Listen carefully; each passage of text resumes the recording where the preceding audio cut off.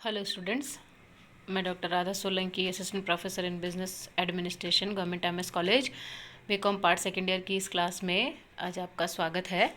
इस क्लास में आज हम विपणन अवधारणाएं, मार्केटिंग कॉन्सेप्ट्स के बारे में बात करेंगे। इससे पहले जो क्लास हुई थी उसमें हमने marketing meaning, definition, characteristics, nature, scope, importance आदि के बारे में बात की थी। आज हम विपणन अवधारणा और विपणन की वेरियस कॉन्सेप्ट्स के बारे में बात करेंगे। थिंकर्स जिन्होंने मार्केटिंग कॉन्सेप्ट्स को लेकर के अपने व्यूज़ दिए हैं उसके बारे में, और इसके साथ साथ नेचर ऑफ मार्केटिंग यानी नेचर ऑफ मार्केटिंग कॉन्सेप्ट यानी विपणन अवधारणा की प्रकृति और उसकी विशेषताओं के बारे में भी बात करेंगे। विपणन एवं विपणन अवधारणा, या हम यूँ कहें विपणन विचार, विपणन अवधारणा को हम विपणन विचार भी कह सकते हैं। ये दोनों पर्यायवाची नहीं है, क्योंकि विपणन अवधारणा एक दर्शन अभिवृद्धि या व्यावसायिक चिंतन की दशा है, जबकि विपणन व्यावसायिक क्रियाओं की एक प्रक्रिया या व्यावसायिक कार्यवाही का एक मार्ग है। यानी विपणन विचार यदि हम देखें तो वह प्रबंध का एक दर्शन माना जाता है, जबकि मार्केटिंग खुद एक प्रोसेस है जिसके थ्रू कस्टमर्स की नीड्स और उसके डिज़ायर के बारे में पता लगाया जाता है। फिर उस तरह के प्रोडक्ट्स बनाए जाते हैं जो उसकी नीड को फुलफ़िल कर पाएँ, उसकी इच्छाओं को पूरा कर पाएँ, और इस तरह के जो उत्पाद होते हैं वो कस्टमर्स को बेच करके उनको संतुष्ट करते हुए लाभ प्राप्त किए जाते हैं। विपणन अवधारणा या मार्केटिंग कॉन्सेप्ट विपणन क्रियाओं का मार्गदर्शन करता है। यानी ये एक ऐसी फिलॉसफी है, एक ऐसा दर्शन है जो मार्केटिंग एक्टिविटी को गाइडेंस देता है।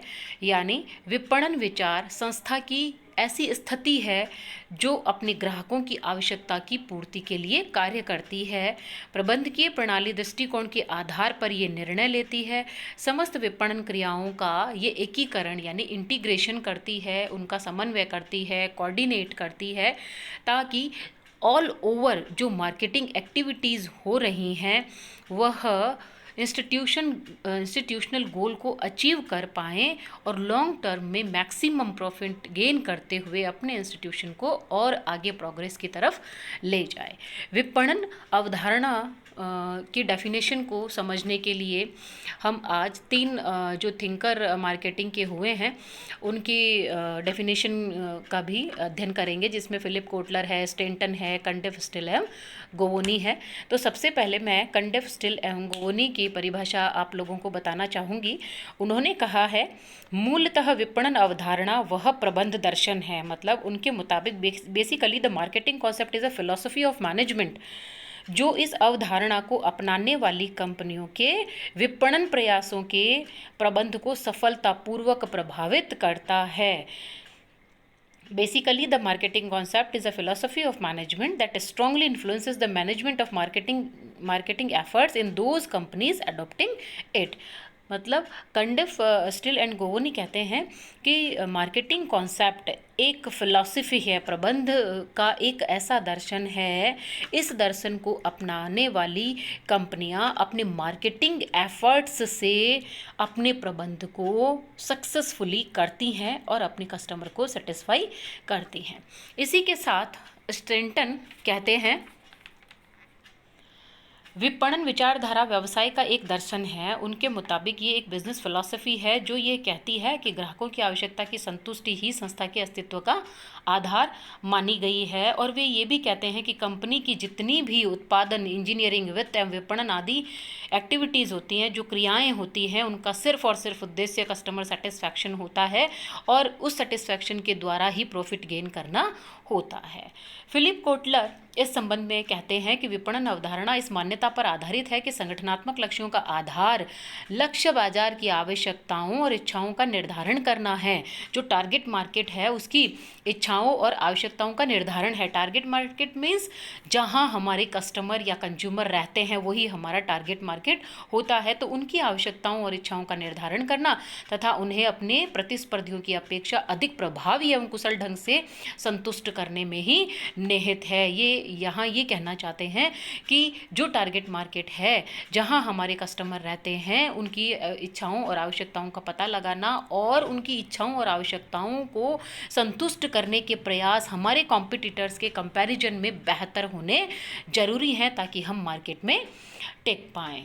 फिलिप कोटलर की जो परिभाषा है, एक बार मैं आपको इंग्लिश में भी बताना चाहूँगी। The marketing concept holds that key to achieving organizational goods consist in determining the needs and wants of target market and delivering the desired satisfaction more effective by then companies. इस प्रकार हम ये कह सकते हैं कि विपणन अवधारणा एक व्यापक प्रबंध दर्शन है, अ वाइड फिलॉसफी है, जो बाजार संकेंद्रित है, जो मार्केट सेंटर्ड है, जो ग्राहकोन्मुख है यानी कस्टमर ओरिएंटेड है, संतुलित एवं समन्वित विपणन प्रयास है, कोऑर्डिनेटेड मार्केटिंग एफर्ट्स है, जो उपभोक्ताओं की इच्छाओं और आवश्यकताओं को सर्वाधिक महत्व प्रदान करता है। It is based on the satisfaction of needs of customer, जिसका उद्देश्य संगठनात्मक लक्ष्यों की पूर्ति के लिए ग्राहक संतुष्टि का सृजन करना है, जिसका उद्देश्य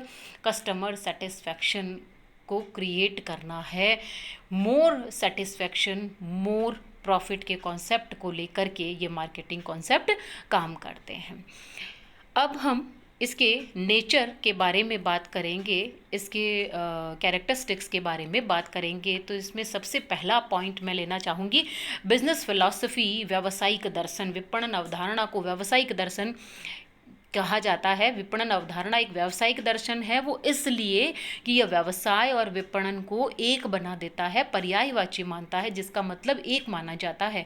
व्यावसायिक क्रियाओं का संचालन और नियमन भी होता है, और जिन संस्थाओं में विपणन अवधारणा को लागू किया जाता है उनकी संगठन संरचनाएं भी विपणन अवधारणा प्रधान हो जाती है। मतलब उनका जो ऑर्गेनाइजेशनल स्ट्रक्चर होता है वो भी मार्केटिंग कॉन्सेप्ट के बेस पर ये मानकर चलता है कि कस्टमर ही हमारा सेंटर है, उनका मेन फोकस कंज्यूमर का सेटिस्फैक्शन ही रहता है। Point number second says it is management orientation.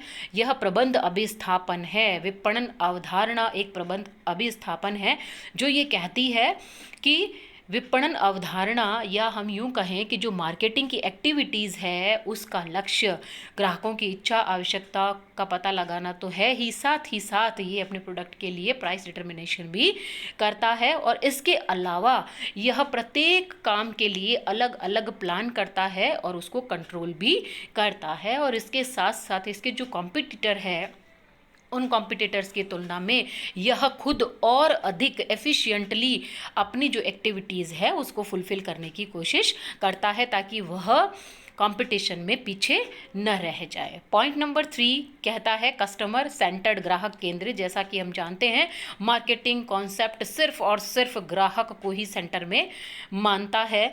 यह अवधारणा ग्राहक को ही सर्वोपरि मानती है और कहती है कि मार्केट का राजा सिर्फ और सिर्फ ग्राहक है, और हम ग्राहक संतुष्टि के लिए ही काम करते हैं। जो हमारे कस्टमर ने स्वीकार कर लिया वही हमारे लिए बेहतर है, और हम उसी की संतुष्टि के लिए काम कर रहे हैं और करते रहेंगे, और उसी को संतुष्ट करते हुए हम अपने प्रॉफिट अर्न करने की कोशिश करेंगे। Point number 4 it is based on socio economic satisfaction principle. यह सामाजिक आर्थिक संतुष्टि के सिद्धांत पर आधारित है। विपणन अवधारणा सामाजिक संतुष्टि के सिद्धांत पर आधारित है, जो कि बिक्री की मात्रा पर ज़्यादा ध्यान नहीं देता बल्कि प्रॉफिटेबल सेल पर अपना ध्यान देता है। यानी यह तत्कालीन जो प्रेजेंट में प्रॉफिट है उन पर इतना फोकस नहीं करता, बल्कि जो लॉन्ग टर्म में भविष्य में उसको और अधिक प्रॉफिट होने वाले हैं उन पर अपना ध्यान ज़्यादा देता है। नेक्स्ट पॉइंट, एकीकृत एवं समन्वित क्रियाएं, इंटीग्रेटेड एंड कोऑर्डिनेटेड एक्टिविटीज़। विपणन अवधारणा विपणन क्रियाओं और नीतियों को सामान्य क्रियाओं तथा नीतियों के साथ इंटीग्रेटेड करता है, कोऑर्डिनेट करता है, और इसका मूल उद्देश्य कस्टमर को सेटिस्फाई करना होता है। मार्केटिंग मिक्स इस तरह से तैयार करना है कि अच्छा प्रोडक्ट अच्छे मूल्य पर अच्छे डिस्ट्रीब्यूशन चैनल के द्वारा उनको उपलब्ध हो। नेक्स्ट पॉइंट कहता है प्रणालीगत अवधारणा, सिस्टमैटिक कॉन्सेप्ट। प्रणाली का अर्थ विभिन्न कार्यों और क्रियाओं का संयोजन है। मार्केटिंग को भी सिस्टम इसलिए कहा जाता है क्योंकि मार्केटिंग वो है जो एक्सटर्नल एनवायरनमेंट को प्रभावित करता है और उससे प्रभावित होता भी है।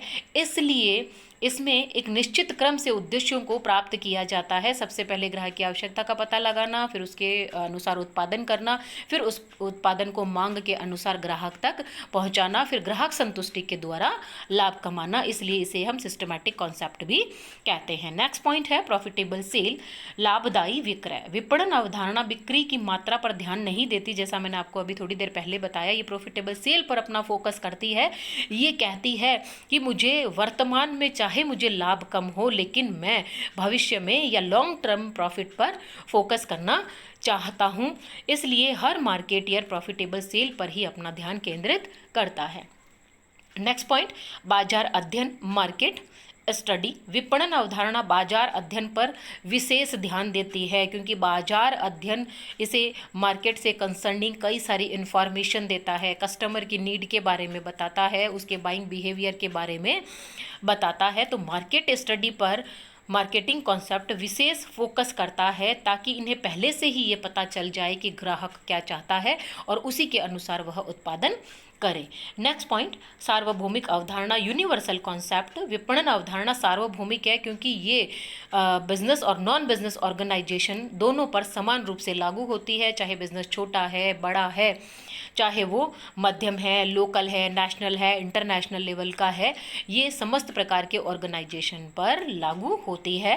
Last point, it is more expensive from selling concept. यह विक्रय अवधारणा से अतिरिक्त विस्तृत है क्योंकि विक्रय अवधारणा केवल अधिक का अधिक मोर सेल पर अपना कंसंट्रेशन करती है, जबकि मार्केटिंग कॉन्सेप्ट ग्राहक संतुष्टि के आधार पर विक्रय करता है।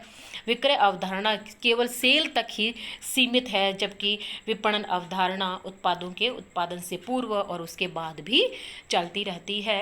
तो इस तरह से ये नेचर ऑफ मार्केटिंग कॉन्सेप्ट का आज का हमारा टॉपिक कंप्लीट होता है। यदि आपको इससे कंसर्निंग कोई प्रॉब्लम है तो आप व्हाट्सएप के ज़रिए मुझसे क्वेश्चन कर सकते हैं।